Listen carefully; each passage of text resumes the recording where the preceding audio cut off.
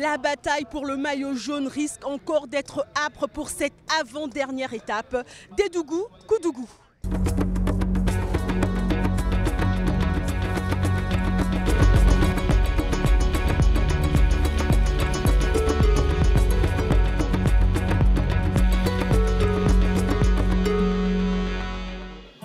À 3 jours de la journée internationale de l'écrivain africain, Dédougou met d'abord des mots sur la 9e étape du Tour.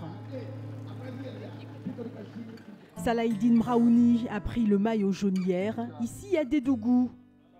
Le coureur marocain de 24 ans l'a arraché à l'Érythrée. Mais attention, rien n'est joué d'avance, car l'écart avec Mouzi Seymon n'est pas du tout conséquent.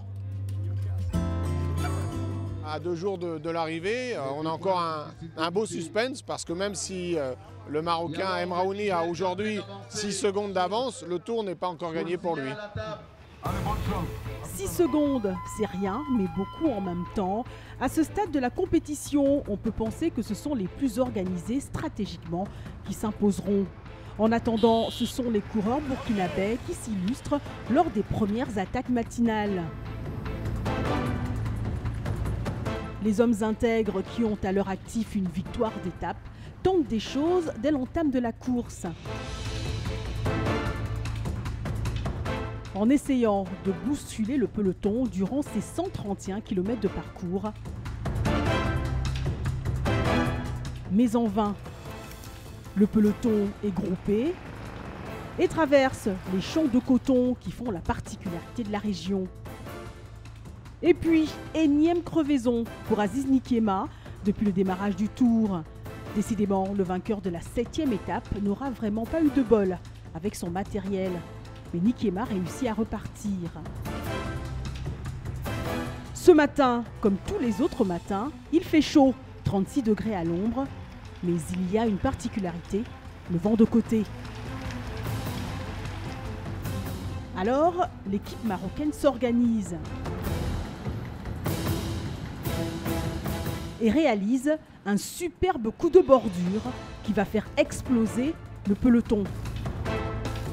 Du coup, une échappée d'une quinzaine de coureurs se forme, avec à l'intérieur le maillot jaune qui a décidé de creuser encore un peu plus l'écart au général avec Seymon, complètement enfermé lors du premier point chaud remporté par Mraouni à Thiriba. Les Marocains contrôlent la course. Mraouni vient de prendre 3 secondes. Puis là, 2 lors du deuxième point chaud, remporté par Abou Sanogo. Au milieu des champs de coton dont le Burkina est le premier producteur d'Afrique de l'Ouest, avec cette année 683 000 tonnes récoltées.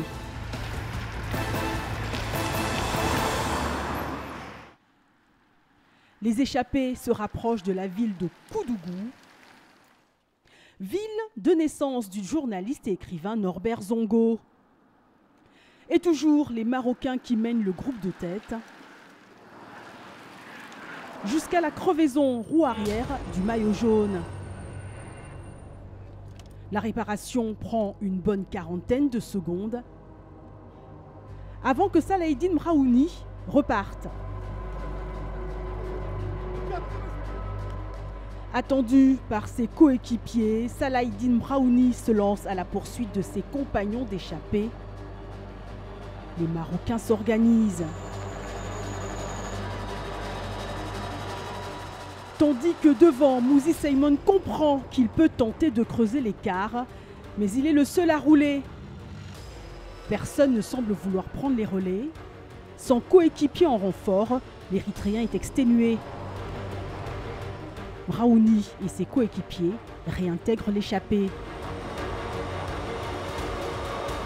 Il va falloir s'attendre à une lutte féroce pour la victoire de cette 9e et avant-dernière étape.